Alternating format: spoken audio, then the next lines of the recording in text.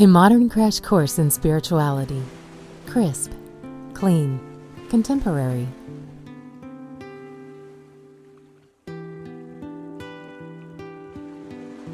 Why a crash course in a subject that could fill libraries? It's true, one could talk about spirituality forever. But one could also sum it up in one word: love. We can also describe it by refusing to do so. Lao Tse did that. These days, many religious minds hear the spiritual call. Maybe it's our fast-changing society. Maybe it's the dawn of the Aquarian age. Maybe because religion is too old school. Hence the need for a crash course. The spiritual landscape is fragmented, obscure, sometimes weird. Modern people need something concise, hence a modern crash course. Most spiritual scriptures are ancient. At that time, people thought differently, felt differently, and they used language differently. It's high time for some modernization. Another reason for a modern crash course.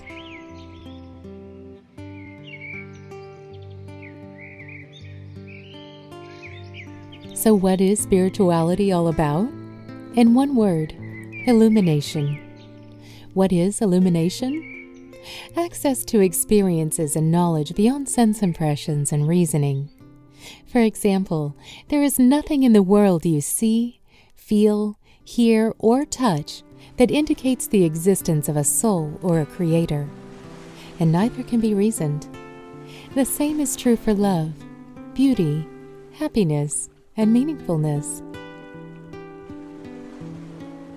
There's so much more to our existence than survival, success, and sensual experience. We are so much more. Luminous beings are we, not this crude matter, said Yoda. This is spirituality, the realization of the totality of our being. Notice the choice of words. Realization, not faith. It means realization in both meanings of the word, knowing and fulfilling. And that makes all the difference. Usually, religion contains itself with faith. Spirituality wants to know and experience higher states of mind and being. It wants to wrestle with angels and look the Creator in the eye.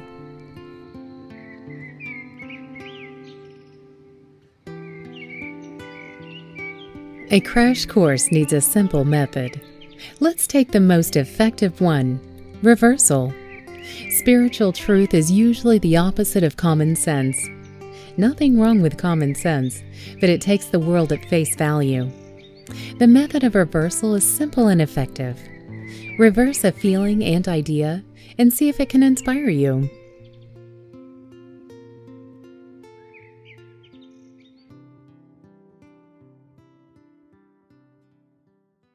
Summary: illumination is the realization of your higher self.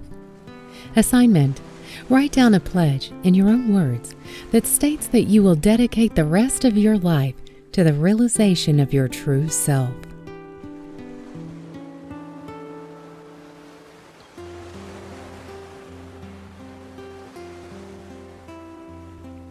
Affirm that you have a higher self.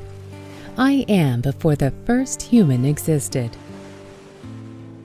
Illumination begins with the most important being in the universe, you. But you're not what you think you are. Take a piece of paper and list everything you think you are: your body, your name, your family role, your job, your nationality, your hobby, your dreams, your possessions, your thoughts, your feelings, you name it. Whatever you write down will either be something you do, something you own, or a label.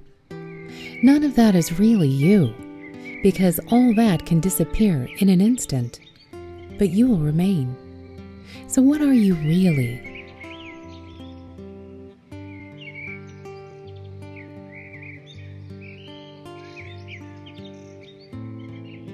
All spiritual traditions agree that humans are immortals. Their luminosity, at least. That's the first milestone of illumination, the realization of your higher immortal self. And that's good news. You can't die. Your body will, but not you. So no more worries. The universe is a gigantic amusement park, and planets are roller coasters on which you can take a ride or two. But it gets even better. You are a divine being. The Creator created you in His or her image and likeness. You are a goddie, so to say. Why don't you act like a goddie? Because you identify yourself with your shrewd ego instead of your higher self. Your ego is a nincompoop. It's scared, envious, and its thinking is conditioned. Your false ID is the root of all your problems. But it gets even better. The borders between you and the Creator aren't distinct. Fuzzy, in fact. You and the Creator are one, united. Some spiritual traditions even claim that there is no difference between you and the Creator. You are the Creator, and the Creator is you. Your luminosity, not your body. I searched God and found only myself. I searched myself and found only God, said Rumi. Logically, the relationship between the Creator and you is a romance. You are lovers here and now, whether you know it or not. Base your life upon this love.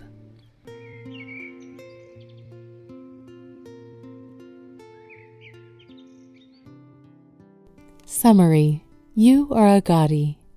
You are a divine being, loved beyond measure, always taken care of. Nothing can happen to you. Our lives are magical adventures. Assignment. Try to feel your higher being. Describe it. Write a statement. Refine the statement once in a while as your spiritual career progresses. Recite your statement after waking up and before you go to sleep. Recite it every time you feel feeble, helpless, angry, frustrated, lonely, sad, or unloved. Make it a habit to act as your higher self, even when you perform the most trivial activities, like cleaning the floor or washing the dishes. Whenever you meet other people, see their higher self shrouded by their personality. Feel their higher selves in their hearts. Greet it silently.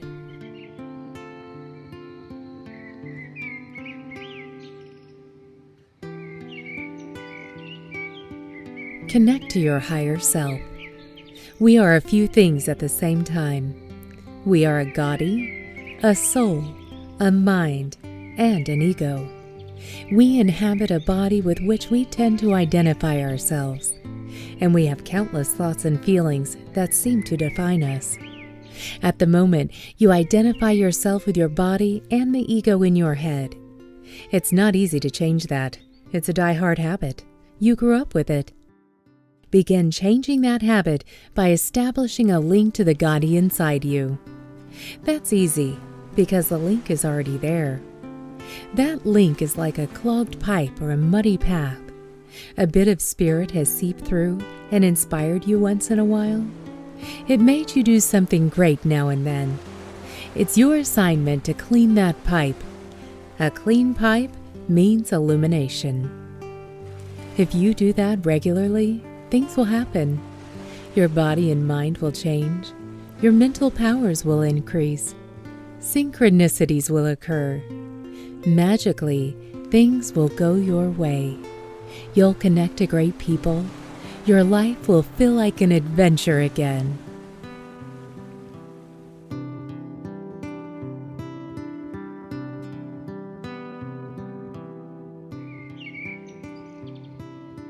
Summary. Your higher self was, is, and will be in charge of your life. You were never disconnected. Assignment. At least once a day, find a quiet moment and connect to the goddie inside you. It lives inside your heart. You don't need to tell your higher self anything. It already knows. And it knows what's best for you. Don't talk, just listen. Ask questions and open yourself to guidance, inspirations, insights, and advices.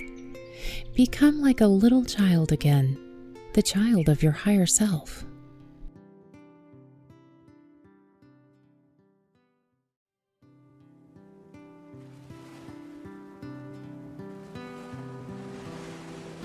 Your higher purpose. You are a luminous being having a planetary experience.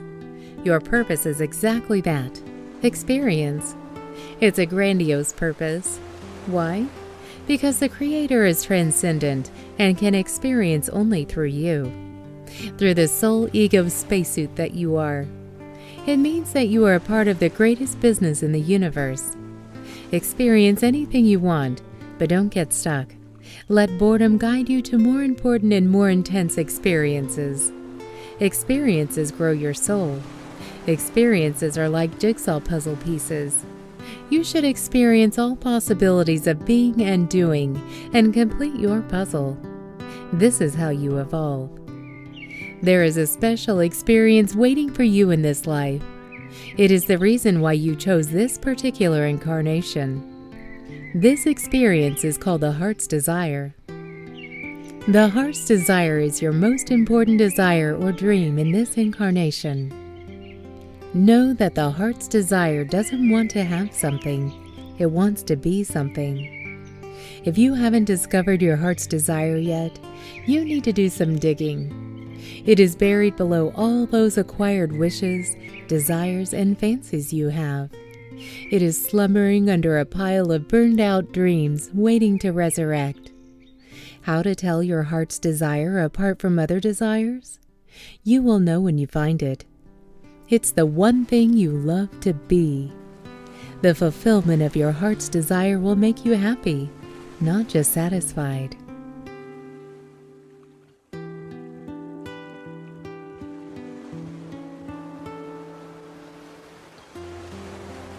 Summary: you have a heart's desire. This is the one thing you love to be in this incarnation. Assignment: discover your heart's desire. By the way, we produced a separate course about how to realize your heart's desire. Check the link at the end of the course.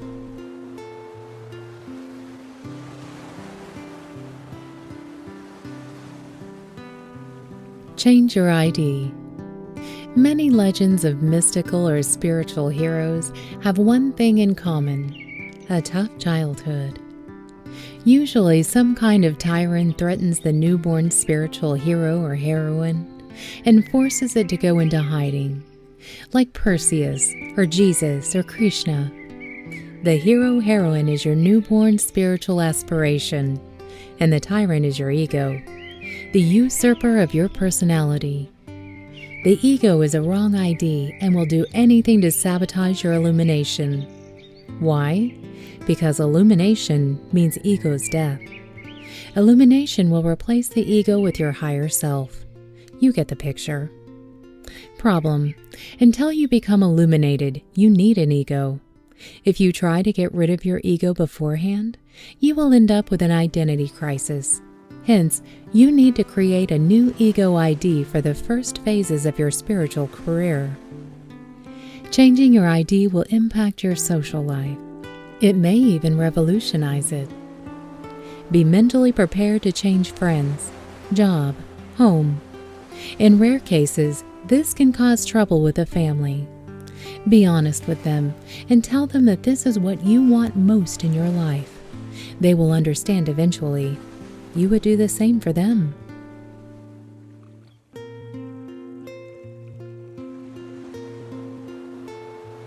Summary: until you achieved full self-realization, you need to change your ego ID.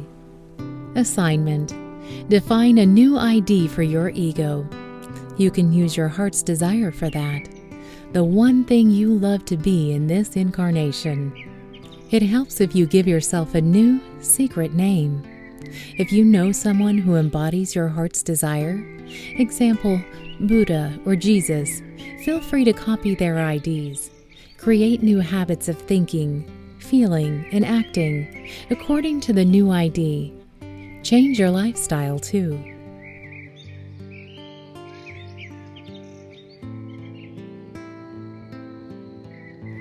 Spirituality is attitude, not knowledge. You know that you have a higher self. You maintain a conscious link to your higher self. You dedicate your life to the realization of your higher self and your heart's desire. You got yourself a new ID that represents your spiritual career. Now it's time to establish new attitudes. Why? We are habit animals. You need to replace bad habits with good habits. How? Reversal. The most important reversal is changing from a taker into a giver. Practice this reversal in all aspects of your life. For example, don't look for someone who will love you, but instead find someone to love. There's nothing wrong if both happen at the same time, of course. You've probably already heard that one needs to give first in order to receive. That's not morality. That's a technicality. Remember the channel to your higher self? When you give, you make space inside your mind and thereby create a vacuum. That vacuum will suck inspiration and guidance from your higher self through the channel into your mind. Give and you will receive. It doesn't work the other way around.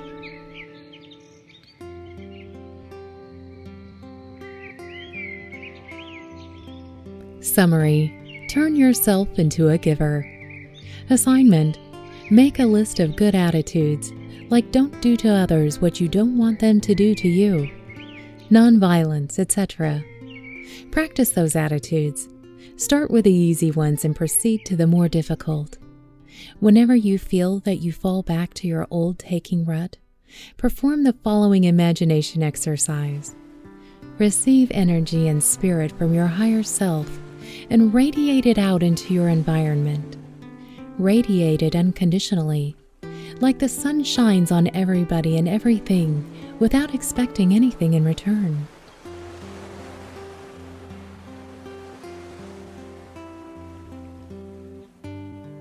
Disillusion is the secret of illumination. More important than establishing new habits is the dissolution of old negative habits. You need to tidy up your mentality.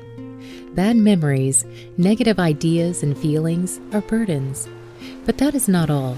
The brain is a biological radio. It can tune into various levels of consciousness or states of mind. At the moment, you are attuned to planetary experience. But you could also attune your mind to other realities that exist here and now, in other dimensions. In order to do so, you need to dust the circuits and soup your brain transistors. Your mind and memory are filled with countless feelings, memories, and thoughts. Together they create a matrix. Your mental matrix determines what kind of thoughts, feelings, and inspirations your brain tunes into. Your mind is like a satellite dish that receives messages from outer space, other dimensions. If the dish has holes, is rusty, or has the wrong structure, the reception is bad and it catches only low-frequency vibes. Look at the picture. It is a negative mental matrix. How can it attune itself to higher states of awareness? It can tune into bad vibes only.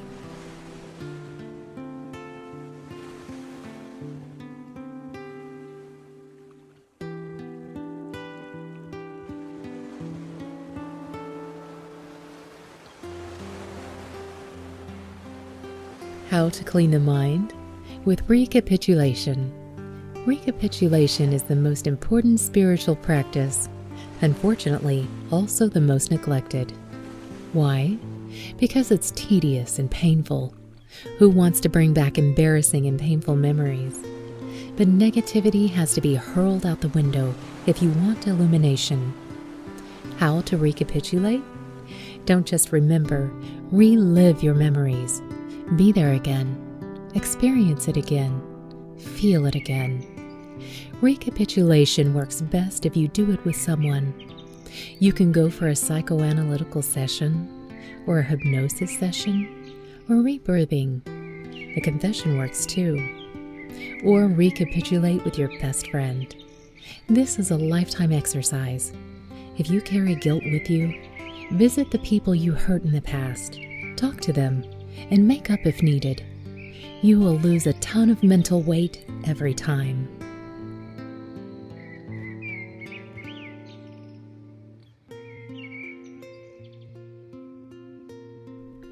Summary. Recapitulation is the secret of illumination. Assignment. Once a day, revisit your memories. Focus on the feelings that came with the experience. Think how others felt who were present in that experience. Dig for every emotion that was involved. Then, relive the memory of those emotions. Breathe them out. Imagine these feelings breaking open the cocoon of your memory and fluttering away like butterflies. Free. Happy. Do this as often as needed until the memory becomes indifferent to you, until you can think of it without any emotional impact.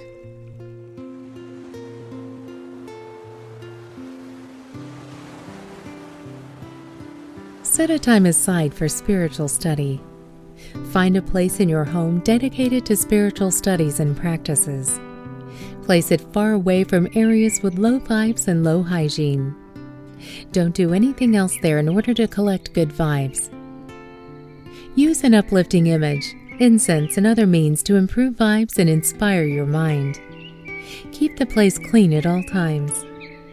Do your studies and exercises at the same time every day. Try to work on your spiritual career for at least an hour every day. Study anything you want, but keep in mind that spirituality has a simple aim: illumination, the realization of your higher self. Keeping things simple will help you to stay focused and prevents you from getting lost in the maze of spiritual scriptures, symbols, allegories, and flares.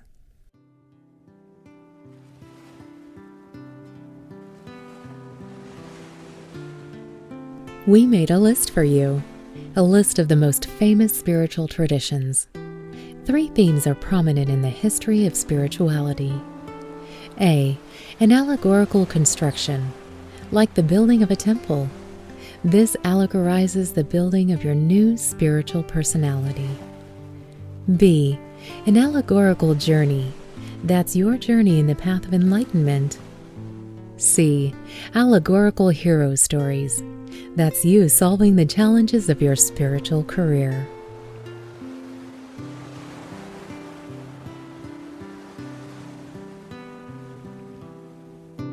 The Bible. Despite the appearance to the contrary, the Bible is a spiritual book, but you have to read between the lines.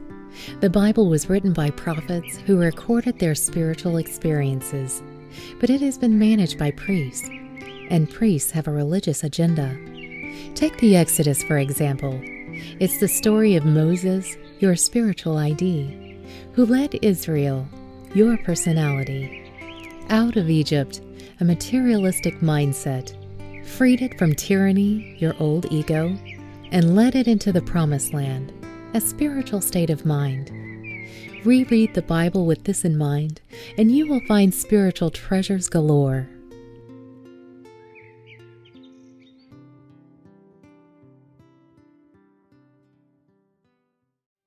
Paganism.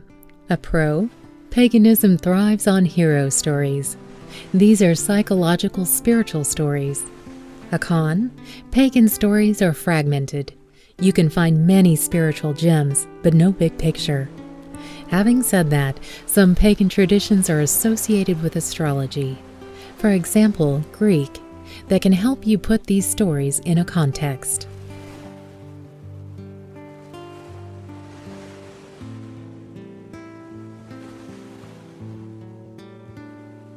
Astrology. Astrology is probably the oldest spiritual tradition. Astrology is practical. It's meant to be used, but it doesn't aim at illumination. This spiritual branch of astrology works with colors, sounds, and the 5 elements to prepare the mind for illumination. The key is the alignment of cosmic intention and personal volition, and cosmic and personal forces. You are a miniature copy of the cosmos and so-called microcosm.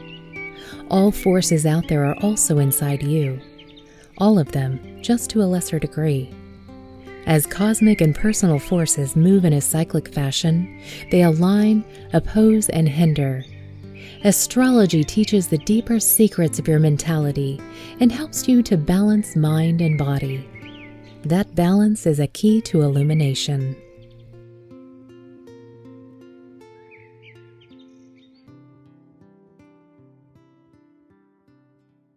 Gnosticism.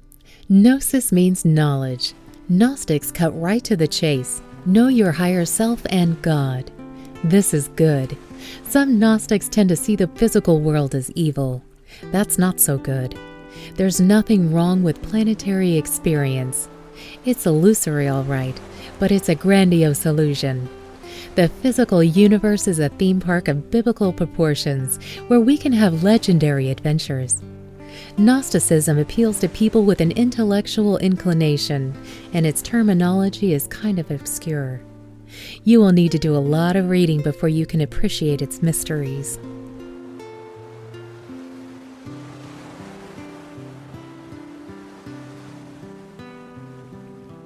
Alchemy. Alchemy is a variation of the temple building allegory. Its ancient root is Egypt paganism. Alchemy is not chemistry.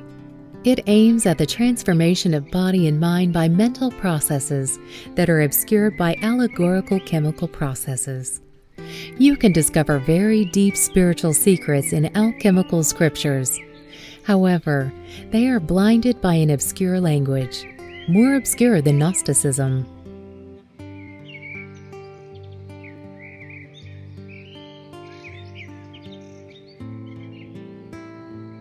Kabbalah. Kabbalah means receptivity. That's the receptivity to your higher self. Kabbalah borrows from the journey allegory, the meditational ascent on the Tree of Life. The Tree of Life is a map.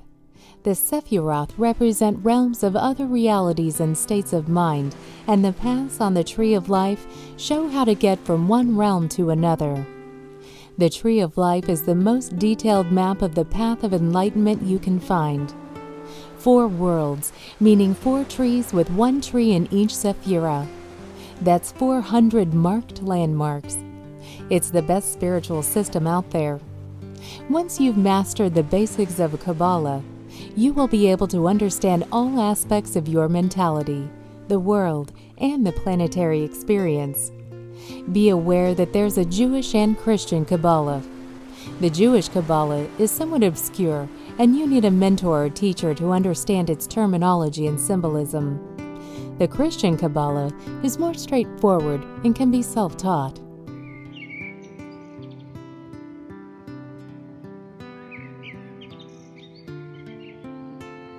Tarot. Originally, tarot is a tool of enlightenment, not divination. The 22 major arcana illustrate the paths that connect the Sephiroth on the Tree of Life. The minor arcana picture the Sephiroth in the 4 worlds and the 4 states of the 10th Sephira, Malkuth. Hence, you need to understand the Tree of Life and some basic Kabbalah to make full use of this amazing tool. Tarot cards are meant to be used in meditation. They are perfect for people who have trouble focusing and meditating with closed eyes. It's also good for people who don't like to read. Tarot displays spiritual truth in plain sight. Just by looking at tarot cards, your brain attunes to higher states of awareness. Hence, tarot is probably the fastest way to enlightenment.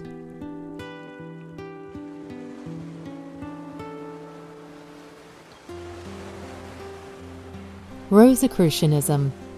Rosicrucianism combines the building and journey allegory. The first Rosicrucian manifesto narrates the mystical journey of Father C.R. Christ. The story ends with the discovery of a secret vault by his successors. That mysterious vault, seen by all but recognized by few, contains mankind's spiritual secrets and magical implements. That vault is inside you. That's the place where you will resurrect your higher self. Rosicrucianism borrows from Kabbalah, tarot, alchemy, astrology, and paganism.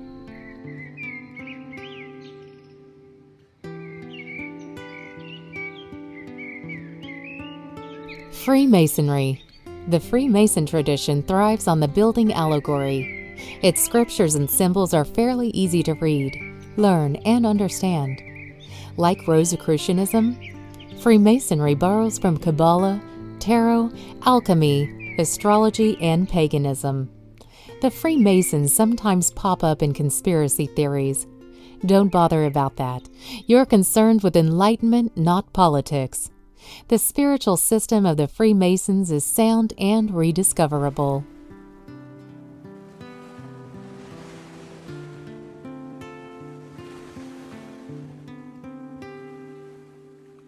Magic, shamanism, Wicca, New Age, etc. Interesting, inspiring, fun, but distracting. Practices that aim to manipulate the environment and people have nothing to do with illumination. Focus on illumination and turning yourself into a better person. Change the world after.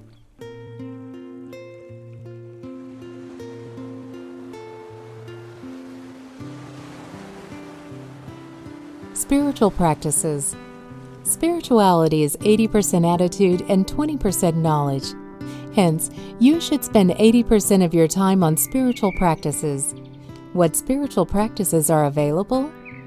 Health exercises, meditation, yoga, chanting sacred names or mantras, working with color and sound, meditating on spiritual pictures and symbols, fasting, rituals, ritualistic work, example Zen garden, spiritual martial arts.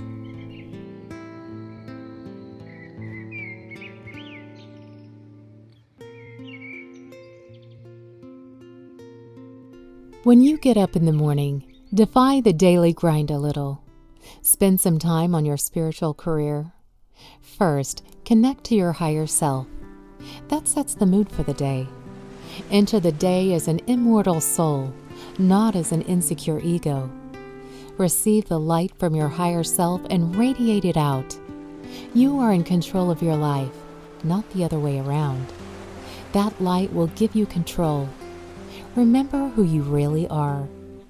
Where did you come from? Where are you going?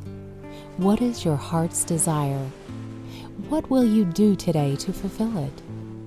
Next, spend a moment listening to everything you appreciate.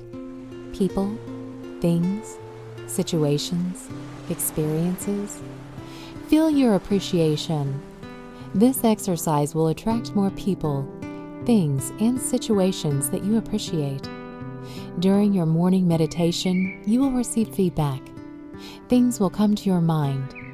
You will receive subconscious elaborations of the previous day's experiences and thoughts, and you will receive inspirations from your higher self. Learn to distinguish between the two. Inspiration involves new ideas and induces change. Keep some paper and pen at hand to write down what comes to your mind.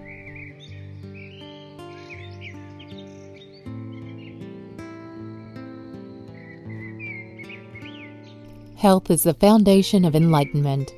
Stay away from drugs.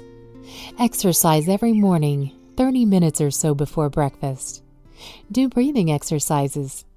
Practice something like Tai Chi, Qi Gong, Tensegrity, yoga. Do exercises that enliven your bodily and mental energies.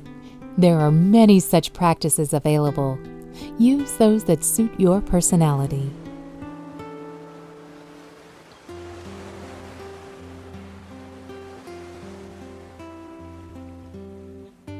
As you advance in your spiritual career, you will level up once in a while. Here are the most important landmarks. A healthy body. A relaxed and strong mind. A purified mind, purified by recapitulation. A strong focus and imagination. The discovery of the primal substance, the mysterious light substance of which all physical things are made. The discovery of the 4 energetic elements that constitute the primal substance. The discovery of your higher self. Ability to perform imagination meditations that evolve your mind and body. Access to other realities, like out-of-body experiences. access to discarnate teachers and mentors, remembrance of past lives, the transformation of your physical body, death and resurrection into a spiritual person.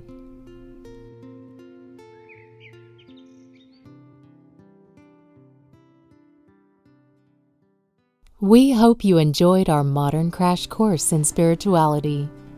The path of enlightenment is mapped out for you. You have received the blueprint for the temple not built with hands. Welcome to the club. The rest is up to you. Nobody can walk for you. Nobody can build for you. Nobody can be a hero for you. You gotta get your hands dirty. It's fun though, and an adventure. And a good adventure needs adversary and danger. You have been blessed, are blessed, and will be blessed forever.